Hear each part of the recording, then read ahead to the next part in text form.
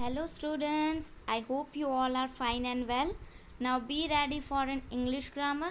Today we are going to start our revision of FA2 part 2. So be ready for it. Our today's topic of revision is assignment 8, the sentence 2. Now see exercise 1, 2 and 3. All exercise we were done according to General English Course Grammar Book and आपने ये जो extra exercise है वो भी homework में कर ली है, but आज हम उसे रिवाइज कर लेते हैं. Now we will see exercise 1. Exercise 1, underline the object in the following sentences. ये हम पढ़ चुके हैं, ये हम रिवीजन कर रहे हैं, so please remember it. First is they play cricket. So what is the object in this sentence?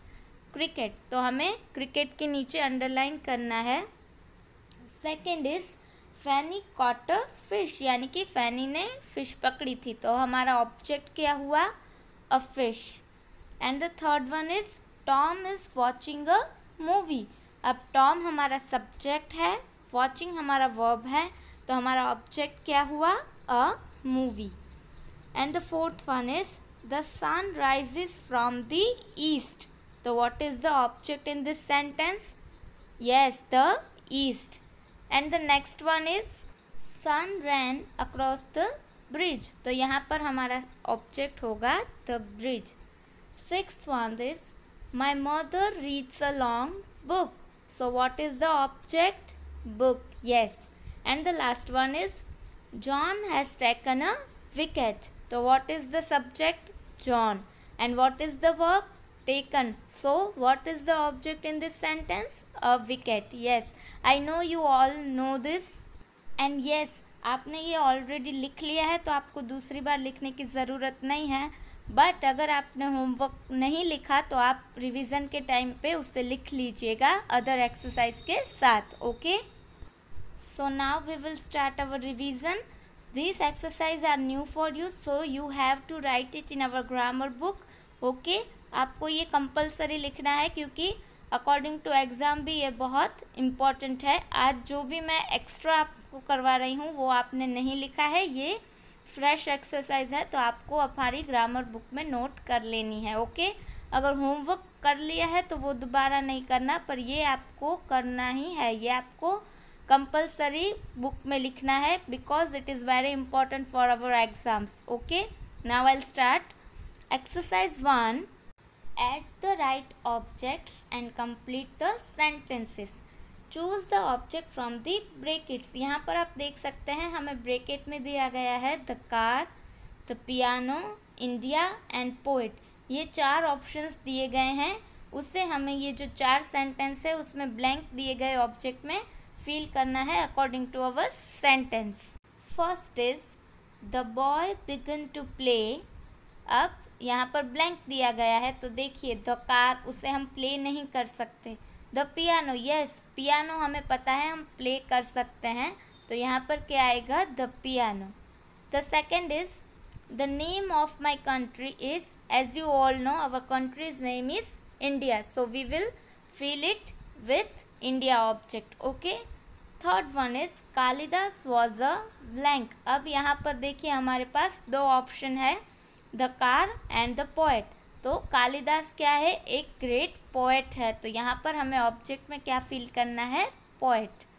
And the last is dad cleaned. अब हम क्या क्लीन करते हैं? The car.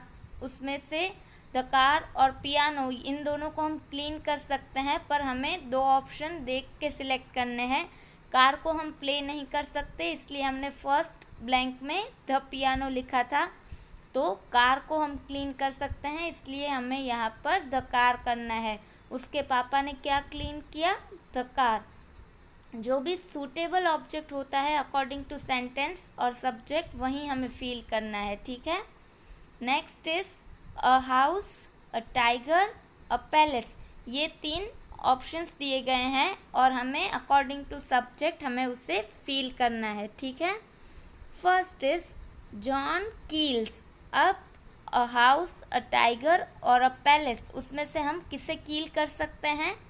टाइगर को, क्योंकि पैलेस और हाउस होता है उसे हम ब्रेक कर सकते हैं पर किल नहीं कर सकते, तो यहाँ पर आएगा a tiger. Second is the king built. अब द किंग ने क्या बनवाया? A house. और अ पैलेस में से क्या आ सकता है? अ पैलेस, क्योंकि हमें पता है किंग किस में रहते हैं? पैलेस में। And the last is Rohan sold, यानी कि रोहन ने क्या बेच दिया? अपना घर, तो आएगा a house. Now we will see exercise 2। Arrange each group of words in the proper order to make a sensible sentence. ये हमने देख लिया है, हमारी ग्रामर बुक में भी ये एक्सरसाइज है, पर आज हम जो देख रहे हैं वो एक्सरसाइज एक्स्ट्रा है जो हमारी ग्रामर बुक में नहीं है, बट हाँ हमारे एग्ज़ाम के लिए बहुत इम्पॉर्टेंट है। एज आई ऑलरेडी सेड, आपको ये लिख लेनी है। Okay, now we will see first sentence. Milk the gives cow us. अब हमें क्या करना है? प्रॉपर ऑर्डर देकर उसे एक मीनिंगफुल सेंटेंस हमें बनाना है। तो हमारा सब्जेक्ट पहले आएगा, इसलिए आएगा द काउ। फिर आता है वर्ब, तो यहाँ पर वर्ब है गिव्स, तो the cows gives us milk.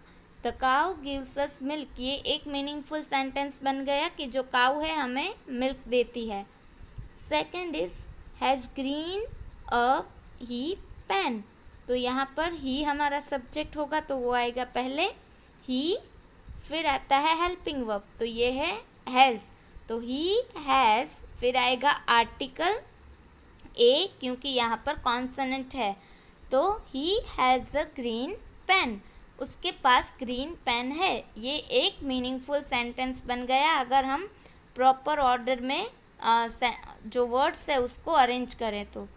Third one is runs 20 made Hari, तो what is the subject? Hari, तो हरी आएगा पहले। फिर आएगा वर्ब हरी मैड, फिर उसने कितने रन बनाए? 20 रन्स, तो यहाँ पर आएगा 20 runs.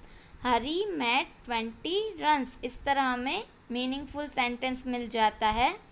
And the last one is of rose plants is full the garden, तो यहाँ पर हमारा सब्जेक्ट क्या है? द गार्डन, तो the garden is full of rose plants, यानी कि गार्डन पूरा रोज प्लांट से भरा हुआ है।